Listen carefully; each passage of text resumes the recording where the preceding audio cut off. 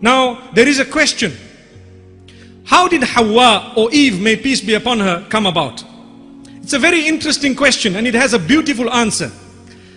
According to some of the narrations, Adam alayhi salam was the only species, the only of his kind, mankind, one. There was no one else. Naturally, he was feeling lonely because the angels, there are so many, there are so many, me, I'm only one.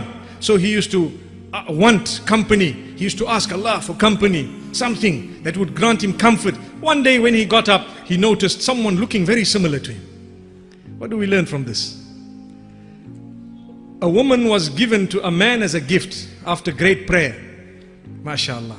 So we ask Allah subhanahu wa ta'ala really to make us from those who can appreciate that and who can understand it.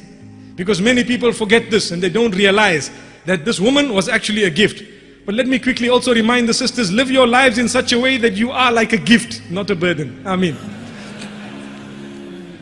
So Allah subhanahu wa ta'ala says that this Adam alayhi salam had Hawa standing right next to him.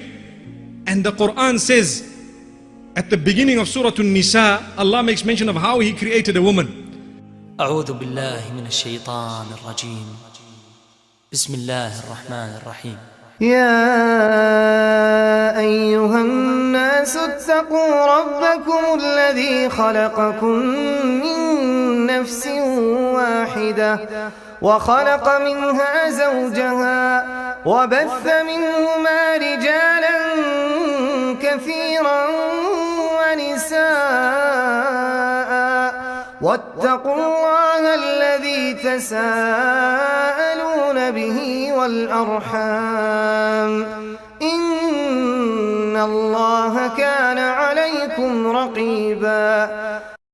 And He says we created from him, meaning from Adam, his spouse, his wife, which means Hawa. Now there are certain people who are embarrassed and they say, no, we weren't created from man. Well, why be embarrassed? We were created from dust, from soil. At least you were created from something which was already living. Allahu Akbar. Subhanallah.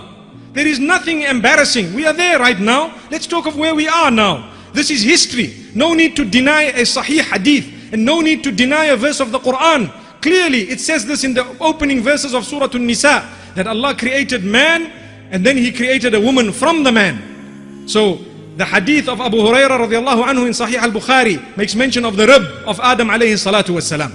There is nothing wrong with being created from a rib. And when the hadith speaks about how a rib is bent and how the top of it is bent, and if you try to straighten it you might crack it, so be very, very careful how you treat your women. I think a lot of the women don't understand that hadith and they take it personally and they take it wrongly. They think it's an insult. Wallahi, it's not. All it is telling the men folk that be careful how you handle the women, be very kind to them, be very tolerant and be very, very patient with them, because if you want to straighten them like a pin, you might end up cracking them, which is true. You can't have your wife exactly as you want. No two human beings are the same, not at all. You know, when I was young we were always told the 5 fingers are not the same. One day my dad came along and he says, well, if you make an effort, they can all be one. You see, you need to bend one and change the other one and do this to the other one, then you get all of them in one line. So it means an effort is required for us to be on par. There is a give and take. May Allah subhanahu wa ta'ala grant us goodness.